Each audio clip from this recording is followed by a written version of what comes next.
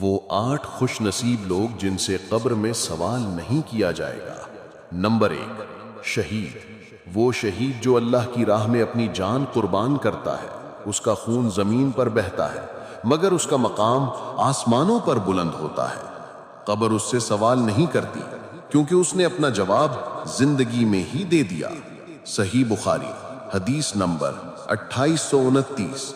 Number 2، اسلامی ملک کی سرحدوں کی حفاظت کرنے والا۔ دوسرا ہے وہ نڈر محافظ جو اسلامی سرزمین کی سرحدوں پر ڈٹ کر مقابلہ کرتا ہے۔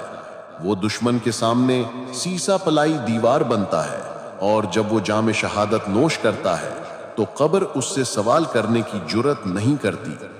سنن ابن ماجہ حدیث نمبر 2794۔ نمبر 3، مرض طاعون سے فوت ہونے والا۔ تیسرا ہے وہ جو طاعون کے موذی مرض سے لڑتے ہوئے جان دیتا ہے، اس کی روح شہیدوں کے کارواں میں شامل ہوتی ہے۔ اللہ نے فرمایا، طاعون سے مرنے والا شہید ہے اور قبر اس کے لیے رحمت کا گہوارہ بن جاتی ہے۔ صحیح مسلم حدیث نمبر 1916۔ نمبر 4، طاعون کے زمانے میں کسی اور مرض سے فوت ہونے والا۔ چوتھا ہے وہ جو طاعون کے خوفناک دور میں کسی اور مرض سے دنیا سے رخصت ہوتا ہے مگر اس کے دل میں صبر اور ثواب کی امید جاگتی ہے۔ اس کا صبر اسے شہادت کا رتبہ دلواتا ہے اور قبر اس سے باز پرس نہیں کرتی۔ نمبر 5، بچے۔ پانچویں ہیں وہ معصوم کلیاں، وہ بچے جو ابھی گناہوں سے پاک ہیں۔ یہ ننھے فرشتے جو شرعی احکام کے مکلف نہیں، قبر ان سے سوال نہیں کرتی کیونکہ ان کا دل تو ویسے ہی رب کے رنگ میں رچا ہوتا ہے۔ تفسیر ابن کثیر سورہ الطور۔ نمبر 6، جمعے کے دن یا رات میں مرنے والا۔ چھٹا ہے وہ خوش قسمت جو جمعے کے مقدس دن یا رات میں رب کے حضور پیش ہوتا ہے۔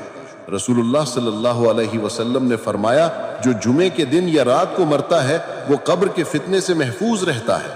یہ ہے جمعے کی برکت۔ جامع ترمذی حدیث نمبر 1074۔ نمبر 7، ہر رات سورہ ملک پڑھنے والا۔ اور آخری 7واں ہے وہ نیک بندہ جو ہر رات سورہ ملک کی 30 آیات کو اپنی زبان پر سجاتا ہے۔ یہ سورت جو تبارک الذی بیدہ الملک کہلاتی ہے، اس کے لیے شفاعت کرتی ہے۔ قبر کا عذاب اس سے دور بھاگتا ہے کیونکہ اس نے اللہ کی عظمت کو دل میں بسا لیا۔ جامع ترمذی حدیث نمبر 2891۔ اللہ ہم سب کو نیک عمل کرنے کی توفیق عطا فرمائے، آمین یا رب العالمین۔